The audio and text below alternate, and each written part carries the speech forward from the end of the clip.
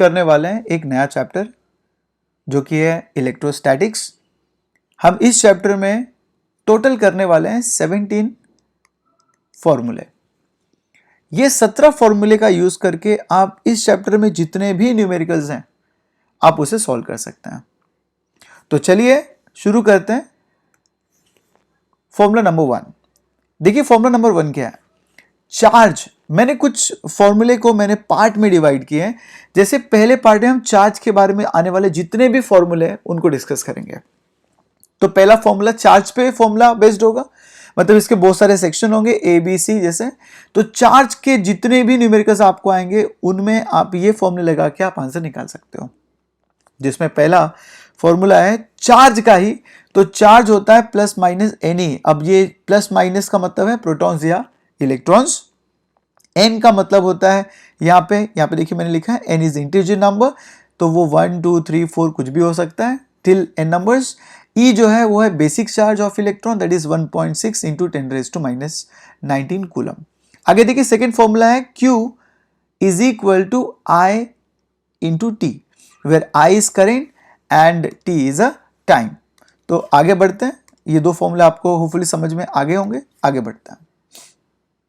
अब जो दूसरा फॉर्मूला है वो एक अलग कैटेगरी में आता है, that is charge density. Charge density का मतलब तो आपको पता ही है, मास अपॉन वॉल्यूम। तो यहाँ पे चार्ज कितने एरिया में है वो आपको बताएगा, डेंसिटी कितनी है चार्ज की। तो चार्ज की डेंसिटी एक अलग एक फॉर्मूला है, एक फॉर्मूला चार्ज का अलग होगा, और दूसरा है इलेक्ट्रिक इंटेंसिटी का। तो ये चार्ज डेंसिटी या इलेक्ट्रिक इंटेंसिटी पे अगर आपको न्यूमेरिकल्स आते हैं तो उसमें ये कुछ सब फॉर्मूलेज मैंने देके रखे हैं। जैसे पहला जो फॉर्मूला है वो है electrostatic force, that is coulomb force भी इसे कहा जाता है। तो आपको याद होगा जो कूलम फोर्स ऑफ अट्रैक्शन या रिपल्शन जो होता है, या इलेक्ट्रोस्टैटिक फोर्स जो होता है वो होता है 1/4πε0। अब जो ε0 को बोला जाता है permittivity of a free space, जिसकी वैल्यू होती है 8.85 into 10⁻⁻12 coulomb square per newton metre square into Q1 Q2 divided by R square. अब ध्यान से देखिए, ये जो Q1 Q2 मतलब Q मतलब होता है पहला चार्ज, Q2 मतलब दूसरा चार्ज, और R मतलब है इनके बीच का डिस्टेंस। मतलब यहाँ पे अगर मैं Q1 लूँ, यहाँ पे अगर मैं Q2 लूँ, तो इनके बीच में फोर्स ऑफ अट्रैक्शन भी हो सकता है या फोर्स ऑफ रिपल्शन भी हो सकता है, डिपेंडिंग अपॉन दी चार्जेस। अगर प्लस प्लस है तो रिपल्शन होगा, प्लस माइनस है तो अट्रैक्शन होगा। इनके बीच में सपोज ये डिस्टेंस R है, तो भाई साहब आप इनके बीच का फोर्स ऑफ अट्रैक्शन या फोर्स ऑफ रिपल्शन निकाल सकते हो बाय यूजिंग दिस फॉर्मूला। आगे बढ़ते हैं। Dielectric constant. डाइलेक्ट्रिक कांस्टेंट को हम कैसे रिप्रेजेंट करते हैं? And which is given by epsilon upon एप्सिलॉन0, वेयर एप्सिलॉन का मतलब होता है परमिटिविटी ऑफ अ मीडियम और इसका मतलब होता है permittivity of a free space. या तो आपको एग्जाम में एग्जाम में आए हुए न्यूमेरिकल्स में अगर ये दोनों टर्म्स दिए हैं तो आप ये फॉर्मूला यूज करो डाइलेक्ट्रिक कांस्टेंट निकालने के लिए। अगर आपको C दिया है, C मतलब होता है कैपेसिटेंस, अगर आपको कैपेसिटेंस दिया है तो आप C/C एयर निकाल दो, मतलब capacitance of the medium divided capacitance of the air, आप ये निकाल दीजिए। या अगर फोर्स दिया है एयर का या फोर्स दिया है मीडियम का तो आप उससे भी निकाल सकते हो डाइलेक्ट्रिक कांस्टेंट। तो इसके 3 फॉर्मूले होते हैं, मोस्टली ये फॉर्मूला यूज करना होता है हमें, तो ये फॉर्मूला आप याद रखिएगा। आगे बढ़ते हैं। आगे देखिए, अब आते हैं कुछ अलग अलग टॉपिक लाइक लीनियर डेंसिटी। यहाँ पे हमको 3D में पढ़ना है, मतलब 3 डायमेंशन में पढ़ना है। तो पहला डायमेंशन मतलब जो रिलेटेड होगा एक डायमेंशन से, दैट इज x, या बोल सकते हो कि जो कि लेंथ से रिलेटेड होगा, जहाँ पे लेंथ होगा एक, तो ये हम पढ़ेंगे। दूसरा होगा एरिया जहाँ पे होता है, और तीसरा होगा जहाँ पे 3D होगा, दैट इज बॉल वगैरह। तो चलिए फटाफट देखते हैं एग्जैक्टली क्या मैं बोल रहा हूँ, समझते हैं इसे। तो देखिए यहाँ पे मैंने चारों लिख दिया, आपके सामने है स्क्रीन पे। तो जो पहला है आप देख सकते हो, that is related with the length. Length is 1D। 1D मतलब होता है जैसे 3 एक्सिस होते हैं ना, ये x एक्सिस, ये y एक्सिस और ये z एक्सिस, राइट। अगर कोई भी 1 डायमेंशन से रिलेट करता है, जैसे मैं बोलूँ कि भाई साहब आपके पास एक चींटी है जो कि एक वायर पे चल रही है, तो ये इसके पॉसिबल कौन सी डायरेक्शन में मूव कर सकती है। तो आप बोलोगे सर या तो आगे जाएगी या तो पीछे जाएगी, यस। तो ये उसको कहलाते हैं 1D मोशन। अगर मैं एक रूम में हूँ, ठीक है, मैं फ्लोर पे चल रहा हूँ, तो मैं कितने मोशन परफॉर्म कर सकता हूँ, कितने जगह पे जा सकता हूँ? तो आंसर होगा या मैं x में कहीं भी जा सकता हूँ तो y में कहीं भी जा सकता हूँ, मतलब मेरा होगा 2D। और अगर मैं बोलूँ एक मेरे पत्ती को, लीफ को मैंने एक पेड़ से छोड़ दिया, तो आप बोलोगे सर वो कैसी भी जा सकती, आगे पीछे ऊपर नीचे, तो हो सकता है वो उसका जो मोशन है वो हम ना 1 से ना 2 से उसको, उसके मोशन को मुझे दिखाने के लिए 3D की जरूरत पड़ेगी, राइट। या कोई भी अगर बर्ड फ्लाई कर रहा है तो वो भी 3D में होता है, राइट। तो आपको समझ में आ गया 1D 2D 3D क्या है। तो ये जो लेंथ है वो 1D होता है, area is 2D and volume is 3D। तो ध्यान से देखिए, अगर मुझे कोई बोले लीनियर चार्ज डेंसिटी मतलब 1D होता है, सरफेस चार्ज डेंसिटी बोले तो वो 2D होता है, एंड वॉल्यूम चार्ज डेंसिटी बोले तो वो 3D होता है, राइट। अगर लीनियर डेंसिटी आपको पूछा है, लीनियर चार्ज डेंसिटी, तो उसका फॉर्मूला होता है Q/L। याद रखना ये, this is very very important. So charge density में भी 3 टाइप है। तो पहला है लीनियर चार्ज डेंसिटी, सो उसको डिनोट करते हैं लैम्डा से, and which is equal to Q/L, right. अगर आपको कोई पूछे surface charge density, so that is 2D, और उसको हम रिप्रेजेंट करते हैं सिग्मा से, and sigma is equal to Q/A, because याद रखना एक में L है, दूसरे में A, और तीसरे में वॉल्यूम है। Volume is volume charge density. Surface बोलेगा तो एरिया में आता है, तो वहां पे आपको आ जाएगा सरफेस चार्ज डेंसिटी, और अगर लेंथ होगा तो 1D है, that is a linear charge density. बस इसके सिंबल को याद रखना, लैम्डा, सिग्मा एंड रो, ठीक है। डेंसिटी के लिए हम रो को रिप्रेजेंट करते हैं, पर यहाँ पे जो रो है वो वॉल्यूम डेंसिटी है। आगे बढ़ते हैं। देखो, अगर आपको कभी क्वेश्चन पूछा जाए कि भाई साहब इलेक्ट्रिक इंटेंसिटी फाइंड आउट करनी है, और आपके पास अगर पोटेंशियल दिया है और डिस्टेंस दिया है, राइट, पोटेंशियल दिया और डिस्टेंस दिया, तो आप इलेक्ट्रिक फील्ड इंटेंसिटी निकाल सकते हो। या अगर आपके पास फोर्स दिया है या यूनिट पॉजिटिव चार्ज दिया है तो भी आप निकाल सकते हो। या आपके पास अगर फाई दिया है और एरिया दिया है, फ्लक्स दिया है आपके पास और एरिया दिया है, तो भी आप इलेक्ट्रिक इंटेंसिटी निकाल सकते हो। तो इलेक्ट्रिक फील्ड इंटेंसिटी निकालने के लिए आपके पास 3 फॉर्मूले हैं, तो आप जो गिवन है उसको देख के आप यूज करना फॉर्मूला। आगे बढ़ते हैं। आगे देखिए, नेक्स्ट इज, अब जो एक नया थर्ड फॉर्मूला हम स्टार्ट करेंगे, वो बेस्ड है गॉस लॉ पे और इलेक्ट्रिक इंटेंसिटी पे। Gauss law and electric intensity, ध्यान से देखिए गॉस लॉ क्या कहलाता है। गॉस लॉ कहता है कि भाई साहब अगर आपको किसी भी कंडक्टर, एक आपके पास अगर कंडक्टर है, उस कंडक्टर में अगर चार्ज है, वो कंडक्टर अगर चार्ज कंडक्टर है, तो इसकी वजह से किसी भी पॉइंट पे मुझे इलेक्ट्रिक फील्ड अगर निकालना, इंटेंसिटी, इलेक्ट्रिक फील्ड इंटेंसिटी अगर मुझे निकालनी है, तो वो मैं कैसे निकालूंगा। तो गॉस ने अपना एक लॉ बनाया, जिस लॉ में कुछ फॉर्मूले आते हैं। तो चलिए वो फॉर्मूले देख लेते हैं। सबसे पहले गॉस लॉ क्या कहलाता है। गॉस लॉ बोलता है कि ये है close surface integral over epsilon naught E D S cos theta is equal to total charge. Total charge को मैं ऐसे भी लिखता हूं, तो ये फॉर्मूला आप याद रखना। मतलब ये बेसिकली निकालता है, ये जो ऊपर का फॉर्मूला है ये आपको देता है टोटल फ्लक्स, है ना। टोटल फ्लक्स निकालने का ये फॉर्मूला होता है।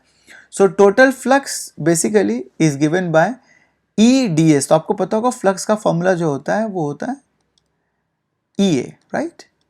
पर यहाँ पे जो ई है वो ई डी एस कॉस थीटा होगा, बिकॉज कुछ एंगल पे, और जो एरिया है वो आपका डी एस है, और ये जो उसका कांस्टेंट है। तो बहुत सिंपल सा फॉर्मूला है टोटल फ्लक्स निकालने के लिए, epsilon naught E D S cos theta. और ये किसके बराबर होता है total flux? It is always equal to the total charge enclose by that surface, right. तो ये थ्योरी की हम जरा बात नहीं करेंगे, बिकॉज थ्योरी आप पढ़ लीजिए। अगर आपको कोई भी थ्योरी में डाउट हो किसी भी सेक्शन में, तो आप मुझे कमेंट में लिख दीजिएगा, मैं उसका अलग से एक वीडियो बना दूंगा, ठीक है। तो याद रखना ये पहला गॉस लॉ है। उसके बाद देखो क्या है कि इसके अभी 3 शेप के हम लोग बारे में डिस्कस करेंगे। जो पहला है वो स्फीयर के बारे में। अगर आपके पास कोई स्फेरिकल बॉडी है और वो चार्ज बॉडी है, तो इलेक्ट्रिक फील्ड इंटेंसिटी किसी भी पॉइंट पे कितनी मिलेगी, उसके लिए फॉर्मूला ये है। इलेक्ट्रिक फील्ड निकालना आपके पास, तो इसका फॉर्मूला होता है Q/4 epsilon naught into R square, ठीक है। तो ये फॉर्मूला याद रहे। अगर आपको चार्ज ना देके, ये देखो सरफेस चार्ज डेंसिटी दी है, सिग्मा दिया है, तो उसके लिए आपको ये पता है इसका फॉर्मूला क्या है, राइट। सिग्मा हम लोग ने अभी इसके पहले ही डिस्कस किया। तो अगर इलेक्ट्रिक फील्ड इंटेंसिटी निकालनी है, आपके पास क्यू नहीं दिया है, सरफेस चार्ज डेंसिटी दी है, तो भी आप निकाल सकते हो। तो ये दोनों फॉर्मूले को आप याद रखिएगा। आगे बढ़ते हैं, फॉर्मूले नंबर 3 पे डिस्कस करते हैं। एग्जैक्टली फॉर्मूला नंबर 3 क्या है, देखिए इसमें एक और भी 2 शेप के हम लोग कंडक्टर के बारे में बात करेंगे। जो ये तीसरा है उसमें एक सेकेंड, जरा मैं इसको थोड़ा सा नीचे कर देता हूँ, सो दैट आपको समझ में आए। यस, ये जो तीसरा है वो जो सी फॉर्मूला है वो किस पे, देखिए अलग दो शेप के लिए सी और डी, ये है infinite long straight charge wire. आपके पास एक वायर है, वो फुल्ली चार्ज्ड है, पर ये इनफाइनाइट है। इनफाइनाइट का मतलब क्या होता है, जिसका डायामीटर लेंथ के कंपेयर में बहुत छोटा हो, मतलब लेंथ इतना बड़ा है और डायमीटर एकदम पतला सा है, तो मैं इसको बोलूंगा इनफाइनाइट वायर। मतलब जिसका डायमीटर उसके लेंथ से बहुत ही ज्यादा कम हो। जैसे आपका ये आपने लिया 15 सेंटीमीटर का वायर और आपका डायमीटर है 0.0001 सेंटीमीटर, तो समझ जाना ये वायर है इनफाइनाइट वायर। होपफुली आपको समझ में आ गया होगा। तो आपके पास एक वायर है इनफाइनाइट और वो चार्ज्ड है, तो आपको इलेक्ट्रिक फील्ड निकालना है इस पॉइंट पे इस कंडक्टर की वजह से, तो उसके लिए फॉर्मूला ये रहा। तो यहाँ पे आपको समझ में आ गया होगा, ये 1D है, तो यहाँ पे हम लोगों ने लगाया linear charge density because it is related with the length. इसका फॉर्मूला होता है E is equal to lambda upon 2 pi epsilon naught, और आप याद रखना ये फॉर्मूला। आगे बढ़ते हैं। आगे देखिए इलेक्ट्रिक फील्ड इंटेंसिटी आप किसके लिए निकाला, आपको इनफाइनाइट प्लेन शीट मतलब 2D आ गया, और आपको अच्छे से याद होगा अगर 2D है तो यहाँ पे हम यूज़ करते हैं सरफेस चार्ज डेंसिटी, इसलिए फॉर्मूला बन जाएगा सिग्मा अपॉन 2 एप्सिलॉन नॉट। तो याद रखिएगा ये सब फॉर्मूले, बिकॉज ये सब फॉर्मूले बहुत ही सिंपल है और इन पे 101% बेस्ड क्वेश्चन एग्जाम में आते हैं। अब देखिए नेक्स्ट जो हम लोग फोर्थ फॉर्मूले की बात करेंगे वो है इलेक्ट्रिक पोटेंशियल। इलेक्ट्रिक पोटेंशियल को U से रिप्रेजेंट किया जाता है, और इलेक्ट्रिक पोटेंशियल अगर आपको पूछा एग्जाम में तो आप यूज़ कर सकते हैं ये formula 1/4 pi epsilon naught into Q1 Q2 by R। आपके दिमाग में क्वेश्चन आएगा सर ये तो कूलम लॉ जैसा ही है। याद रखना इसमें और कूलम लॉ में एक डिफरेंस है। कूलम लॉ का जो फॉर्मूला होता है वो होता है 1/4 पाई एप्सिलॉन, एकदम सेम है यहाँ तक। तो आगे देखिए Q1 Q2 पर वहाँ पे होता है R² और यहाँ पे क्या है R। तो ये डिफरेंस को आप याद रखिएगा, ठीक है। आगे बढ़ते हैं। देखिए electric potential due two point charge. अब यहाँ पे पोटेंशियल एनर्जी था, बट यहाँ पे क्या है पोटेंशियल, सिर्फ पोटेंशियल पूछा आपको, तो उसके लिए फॉर्मूला होता है V is equal to Q upon 4 pi epsilon naught. और अगर मुझे इस पैटर्न में उसे लिखना है, इस पैटर्न में, तो ये बन जाएगा V is equal to 1/4 pi epsilon naught into Q by R। इन दोनों के बीच में आपको डिफरेंस समझ में आ रहा है, ध्यान से देखिए।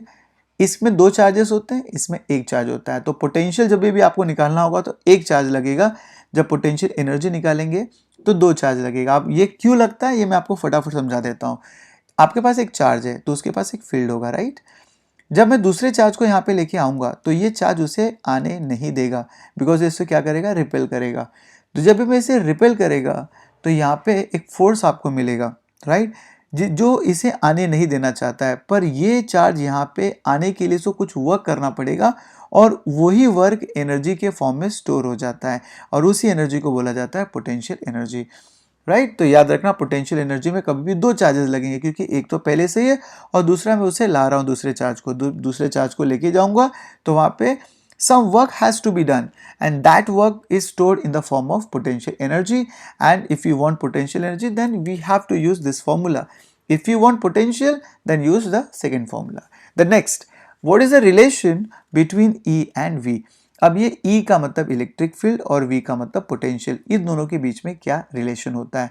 तो आगे देखिए इलेक्ट्रिक फील्ड का रिलेशन विथ पोटेंशियल होता है पोटेंशियल ग्रेडियंट। पोटेंशियल ग्रेडियंट का मतलब होता है कितने डिस्टेंस पे कितना वोल्टेज है। अगर मैं सपोज 3 डिस्टेंस की बात करूं, जैसे यहाँ से 0 सेंटीमीटर तो यहाँ पे है 12 सेंटीमीटर, और यहाँ पे है 0 या 2 वोल्टेज तो यहाँ पे 15 वोल्टेज है, तो इस रेंज को बोला जाता है पोटेंशियल ग्रेडियंट। मतलब जब आपका डिस्टेंस बढ़ते जा रहा है तो आपका वोल्टेज भी बढ़ते जा रहा है। इसका मतलब ये है कि how your potential is varies with the distance, और इस पूरे कांस्टेंट को बोला जाता है पोटेंशियल ग्रेडियंट। याद रखना पोटेंशियल ग्रेडियंट हमने एक ऐसी ही चीज़ पढ़ी है इसके पहले वाले चैप्टर में, दैट इज इलेक्ट्रोस्टैटिक्स में, अगर आपको याद होगा तो, जिसमें हमने एक ग्रेडियंट पढ़ा था, पर वो ग्रेडियंट क्या था याद कीजिएगा उसे, और अगर आपको याद आ जाए तो प्लीज़ मुझे कमेंट कीजिएगा। आगे बढ़ते हैं, आगे आगे आगे आगे आगे आगे आगे बढ़ते हैं, और देखिए द नेक्स्ट फॉर्मूले को, और ये जो नेक्स्ट फॉर्मूला है इसको पहले मैं रफ कर देता हूँ। नेक्स्ट फॉर्मूला देखिए फॉर्मूला नंबर 7 8 और 9, तो 9 के बारे में डिस्कस कर लेते हैं। तो ये 7th फॉर्मूला क्या है देखिए, अगर आपको कोई पूछे कि भाई electric potential due to an dipole, electric dipole का मतलब क्या होता है, पहले हम लोग इसके बारे में डिस्कस कर लेते हैं। इलेक्ट्रिक डाइपोल का मतलब होता है जहाँ पे दो पोल्स हैं आपके पास, मतलब दो चार्जेस हैं पर दोनों इक्वल स्ट्रेंथ के चार्जेस हैं। जैसे यहाँ पे अगर 3 कूलम चार्ज है तो ये भी होगा 3 कूलम चार्ज, बट एक प्लस है दूसरा माइनस होना है, तो इससे बोला जाता है इलेक्ट्रिक डाइपोल। इलेक्ट्रिक डाइपोल मतलब दो charges but equal strength and separated by finite distance. तो अगर आपको कोई पूछे इलेक्ट्रिक डाइपोल के बारे में क्वेश्चन, तो आपको ये फॉर्मूला यूज करना है। Electric potential due to an dipole is given by 1/4 pi epsilon naught into p cos theta by r square. देखिए जो p है ये कहलाता है इलेक्ट्रिक डाइपोल मोमेंट, जिसका फॉर्मूला होता है q into 2l, where what is q? q is a charge and 2l is a distance between these two dipole, right? आगे बढ़ते हैं। The next formula is based on potential due to system of charges। मतलब आपके पास एक charge नहीं है, आपके पास से मल्टीपल चार्जेस हैं, तो इनकी वजह से टोटल पोटेंशियल जो आता है उसके लिए फॉर्मूला क्या है, तो इसके लिए फॉर्मूला है V सिस्टम, मतलब potential due to system of charges is equal to 1/4 pi epsilon naught into summation, इसको बोला जाता है समेशन। और यहाँ पे QI अपॉन RI है, आई की जगह पे आपको क्या रखना है, 1 से लेके n तक नंबर। तो पहला बनेगा Q1 divided by R1 plus Q2 by R2 plus Q3 by R3, ऐसे करके आप ऐड करते जाइए। तो ये पूरे को मैंने छोटे फॉर्म में मैंने इस तरह से इसे लिख दिया। तो ये है छोटा, मतलब इसको एब्रीवेट में कैसे कर सकता हूँ, या मैं ऐसा बोल सकता हूँ कि इसको मैं शॉर्ट में कैसे लिख सकता हूँ। जैसे मैं अगर लिखूँ Q1 by R1 plus Q2 by R2 plus Q3 by R3, ऐसे करके ये तो नंबर चलते ही जाएंगे। तो इनको मैं छोटे करके कैसे लिख सकता हूँ, तो डेफिनेटली मैं ऐसे लिख सकता हूँ। जो समेशन है वो रिप्रेजेंट करता है इस प्लस साइन को। प्लस साइन किसका ऐड करना है, जहाँ पे Q I और RI है। QI मतलब कहाँ से कहाँ तक ऐड करना है, I की जगह आपको 1 से लेके n नंबर तक रख देना है।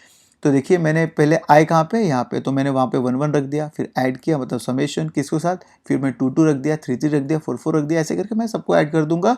तो वो होता है basically potential due to system of charges. तो आप ये फॉर्मूला यूज़ करोगे अगर आपको क्वेश्चन आता है कि भाई आपको पोटेंशियल निकालना, पर एक की वजह से नहीं, सिस्टम ऑफ चार्जेस की वजह से। आगे बढ़ते हैं। आगे देखिए जो फॉर्मूला नंबर 9 है उसके 3 पार्ट हैं, देख लेते हैं फटाफट कौन कौन से। तो पोटेंशियल एनर्जी पे बेस्ड ये आपका फॉर्मूला है। तो उसका जो पहला पार्ट है वो है potential energy of 2 point charges. आपके पास अगर 2 पॉइंट चार्जेस है तो उनकी पोटेंशियल मैं कैसे दिखाता हूँ, उनकी पोटेंशियल दिखाता हूँ 1/4 pi epsilon naught into Q1 Q2 by R12, पहले से दूसरे का डिस्टेंस। अगर आपके पास सिस्टम ऑफ चार्जेस है तो उनकी पोटेंशियल एनर्जी कैसी होगी, उनकी पोटेंशियल एनर्जी होगी 1/4 पाई एप्सिलॉन नॉट, और यहाँ पे पेयर ऑल पेयर्स है QI QJ अपॉन RIJ। देखो यहाँ पे आपको यह समझ में आ गया होगा, अगर एक चार्ज है तो जो Q1 है Q2 है तो ये नीचे R12 1 2, तो यहाँ पे 1 2 है। उसी तरीके से अगर सिस्टम है तो ऐसे बहुत सारे होंगे, 1 3 होगा, 1 4 होगा, 1 5 होगा। तो सबको मैंने एक छोटे से फॉर्म में लिख दिया, that is QI QJ upon RIJ, मतलब जो ऊपर होगा वही नीचे होगा, और ये ऑल पेयर्स है, मतलब यहाँ पे 1 से लेके n तक आप लिखते जाइए। आगे बढ़ते हैं। आगे नेक्स्ट क्वेश्चन है, देखिए नेक्स्ट फॉर्मूला है। अगर आपको कोई पूछे कि भाई साहब पोटेंशियल एनर्जी तो निकालनी है ऑफ अ डाइपोल, मतलब दो पोल्स के लिए, पर एक्सटर्नल फील्ड में, देखिए एक्सटर्नल फील्ड मतलब ये अलग क्वेश्चन आ गया। और अगर आपको डाइपोल का निकालना है, मतलब potential energy of a dipole निकालना है, but due to external electric field निकालनी है, तो इसका फॉर्मूला होता है U is equal to PE cos theta naught minus cos theta. Theta naught का मतलब होता है इनिशियल एंगल और थीटा का मतलब होता है फाइनल एंगल, कहाँ से कहाँ पे चार्ज गया आपका। आगे बढ़ते हैं। ये तो हो गया आपका 9th फॉर्मूला। अब आगे बढ़े तो यहाँ पे देखिए 10th और 11th फॉर्मूले को डिस्कस कर लेते हैं। जो 10th फॉर्मूला है आपका वो है इलेक्ट्रिक ससेप्टिबिलिटी। इलेक्ट्रिक ससेप्टिबिलिटी मतलब रिप्रेजेंट कैसे करते हैं, ऐसे करके इसको स्ट्रेट लाइन मार देना है, तो ये इलेक्ट्रिक ससेप्टिबिलिटी है। और इसका जो रेशियो होता है P/E, where P is electric dipole moment and E is electric field. अगर आपको ये 2 मार्क के लिए क्वेश्चन आ सकता है, अगर आपको इलेक्ट्रिक ससेप्टिबिलिटी पूछा है तो बस ये 2 रेशियो याद रखना। आगे आता है कैपेसिटेंस। कैपेसिटेंस मतलब कैपेसिट होता है, जो कि आपको याद होगा, आपको पता भी होगा। कैपेसिटर का जो यूज होता है वो होता है to store the charge. Charge को स्टोर करने के लिए हम यूज करते हैं कैपेसिटर का। जो कैपेसिटर का फॉर्मूला होता है वो होता है C is equal to Q by V, where Q is charge and V is a potential. ठीक है, याद रखना हमेशा। आगे बढ़ते हैं। आगे जो फॉर्मूले हैं हमारे वो हैं कैपेसिटर पे ही बेस्ड है। ध्यान से देखिए। अब कैपेसिटर में हम दो तरीके से कैपेसिटर को कनेक्ट कर सकते हैं, आइदर सीरीज और इन पैरेलल। तो पहला जो पार्ट है वो सीरीज कॉम्बिनेशन को रिप्रेजेंट करता है। अगर मेरे कैपेसिटर्स ऐसे कनेक्टेड हैं, एक के बाद एक के बाद एक के बाद एक के बाद एक, ऐसे याद रखना। बैटरी और कैपेसिटर में क्या डिफरेंस होता है, बैटरी एक छोटी और एक बड़ी होती है, जबकि कैपेसिटर दोनों पैरेलल प्लेट होते हैं, मतलब दोनों का जो सेम होता है। तो ये होता है C और ये होता है आपका वोल्टेज, मतलब बैटरी। ठीक है, दोनों में डिफरेंस आपको पता होना चाहिए। तो जो पहला सीरीज कॉम्बिनेशन है उसमें अगर आपके कैपेसिटर सीरीज में कनेक्टेड है, मतलब एक के बाद एक कनेक्टेड है, तो इनका जो टोटल इक्विवेलेंट कैपेसिटेंस होता है उसका फॉर्मूला ये है, 1/CS is equal to 1/C1 plus 1/C2 plus 1/C3 till n। अच्छा, ध्यान से देखिए, जो रेजिस्टर होता है और जो कैपेसिटर होता है उनका फॉर्मूला एकदम रिवर्स है। ये उनमें पैरेलल वाले में था, इसमें सीरीज में है। तो याद रखना, कैपेसिटर एंड रेजिस्टर का केस उल्टा है। अगर आपको क्वेश्चन ऐसे दिया है कि भाई साहब आपका पास एक कैपेसिटर है जिसका कुछ कैपेसिटी है, मतलब वो हो सकता है 9 माइक्रोफेरेड वगैरह कुछ दिया हो, और पूछे ऐसे 32 कैपेसिटर कनेक्टेड है सीरीज में, तो बताओ टोटल कितना है उनके पास कैपेसिटी, या कैपेसिटर कितना, कैपेसिटेंस कितना होगा पूरे कैपेसिटर का। तो उसके लिए आप सिंपली ये फॉर्मूला यूज करोगे, ना कि ये पूरा कैलकुलेट करते बैठो। आप डायरेक्टली लगाओ यहाँ पे कितने 32 डिवाइडेड बाय 9 माइक्रोफेरेड की वैल्यू डाल दो, और बस उसके बाद जो भी आंसर होगा वहाँ से आपको आंसर मिल जाएगा। ये क्वेश्चन ज़्यादा बार पूछे जाते हैं एग्जाम में। ओके, तो याद रखना ये शॉर्टकट है। सेकेंड है कि capacitors are connected in parallel. Parallel मतलब एक के नीचे दूसरा ऐसे कनेक्टेड है, दूसरे के नीचे ऐसे तीसरा कनेक्टेड है। तो बताइए टोटल कैपेसिटेंस कितना होगा। उसके लिए फॉर्मूला होता है CP is equal to capacitors in parallel is equal to C1 plus C2 plus C3 till Cn। और अगर आपके पास एक कैपेसिटर की वैल्यू दी है और आपको पूछे कि numbers 15 suppose capacitors are connected in parallel, तो उनका इक्विवेलेंट कैपेसिटेंस क्या होगा। तो आपके लिए ये फॉर्मूला यूज करना है, CP is equal to N into C। तो ये चीज़ें आप याद रखना एग्जाम में, बिकॉज ऐसे छोटे छोटे क्वेश्चन पूछे जाते हैं और हम कंफ्यूज हो जाते हैं। आगे बढ़ते हैं। आगे देखिए, आगे जो आपका फॉर्मूला है वो है relation between CS and CP, मतलब capacitor in series and capacitor in parallel. Capacitance in series and capacitor in parallel के बीच में क्या रिलेशन है, तो parallel is equal to n square times the CS। तो याद रखना n स्क्वायर नंबर का, ये जो n है मतलब नंबर, तो ये नंबर को अगर दिया है आपके पास, तो इस फॉर्मूले से आप या तो CS की वैल्यू निकाल सकते हो, CP की वैल्यू भी निकाल सकते हो, राइट, अगर आपको सिर्फ नंबर पता है तो ये होता है उन दोनों के बीच का रिलेशन। नेक्स्ट देखिए, capacitance of the parallel plate capacitor without dielectric. मतलब देखो, मैंने आपको बताया था कि आपके पास पैरेलल प्लेट कैपेसिटर का मतलब क्या होता है, दो प्लेट्स हैं, इनके बीच में डाइलेक्ट्रिक भरी होती है और ये स्टोर करते हैं चार्जेस को। तो विदाउट डाइलेक्ट्रिक, अगर यहाँ पे डाइलेक्ट्रिक नहीं है, तो फॉर्मूला होता है C is equal to A epsilon naught upon D। D is a distance between this two plate, A is a area of this plate and epsilon naught is a constant. और अगर मैंने capacitor में मैंने कुछ डाल दिया dielectric ऐसे अंदर की तरफ, तो बताइए इनके अब डाइलेक्ट्रिक कांस्टेंट मतलब कैपेसिटेंस का फॉर्मूला क्या बन जाएगा। तो कैपेसिटेंस का फॉर्मूला बन जाएगा A एप्सिलॉन नॉट K, बस डाल दिया बिकॉज डाइलेक्ट्रिक कांस्टेंट मैंने यहाँ पे डाल दिया है। तो उस डाइलेक्ट्रिक कांस्टेंट की वैल्यू K डाल दो डिवाइड बाय D, मतलब दोनों फॉर्मूले में अगर आप कंपेयर करोगे तो बस एक ही का डिफरेंस है K का। ओके, और यहाँ पे ध्यान से देखिए, नीचे की तरफ आते हैं और थोड़ा समझते हैं एग्जैक्टली नीचे क्या है। तो इसमें देखिए, इन दोनों फॉर्मूले में क्या डिफरेंस है आपको दिख रहा होगा। या तो आपको ये फॉर्मूला यूज करना है अगर इतने में आपका काम हो जा रहा है, और अगर थिकनेस वगैरह दिया है तो उस टाइम पे आपको यूज करना है ये वाला फॉर्मूला, राइट। तो ये वाला, ये डिस्टेंस है दोनों प्लेट के बीच में, ये थिकनेस है प्लेट की, डाइलेक्ट्रिक की थिकनेस, तो ये आप याद रख लेना कि आपको पता है डाइलेक्ट्रिक कांस्टेंट।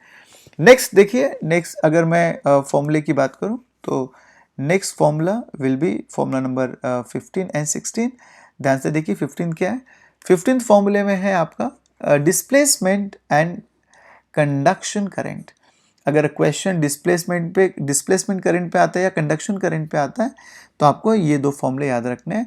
डिस्प्लेसमेंट करंट का फॉर्मूला होता है ID is equal to A epsilon naught K into DE by DT, where DE by DT तो आपको समझ में आ रहा होगा, rate of change of electric field, and K is dielectric constant, epsilon naught is the permittivity of a free space and A is the area. और अगर conduction current के बारे में पूछा जाता है तो that is DQ by DT, क्योंकि ये नॉर्मल चार्ज है।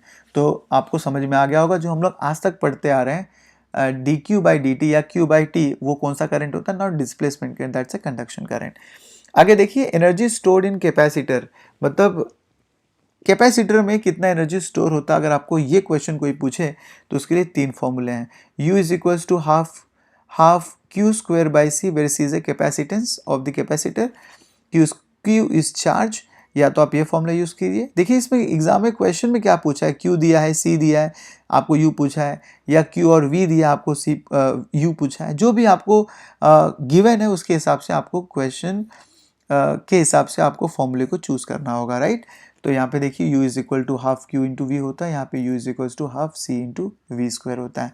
तो ये 3 फॉर्मूले आप अच्छे से देख लीजिएगा। आते हैं लास्ट फॉर्मूले पे जो कि है आपका एनर्जी पर यूनिट वॉल्यूम और द एनर्जी डेंसिटी। तो एनर्जी पर यूनिट वॉल्यूम और एनर्जी डेंसिटी क्या होता है, देखिए ये होता है du by D is equal to half K epsilon naught into E square. ये फॉर्मूला भी आप याद रख लेना। आपको एग्जाम में कौन सा क्वेश्चन आता है उस पे बेस्ड हमने जितने भी क्वेश्चन आते हैं उनमें बेस्ड हमने 17 फॉर्मूले निकाल के रखे थे। अब ये 17 फॉर्मूले में थोड़े से सब फॉर्मूले भी हैं, पर मैंने पूरे चैप्टर के फॉर्मूले को मैंने कवर कर दिया इसमें।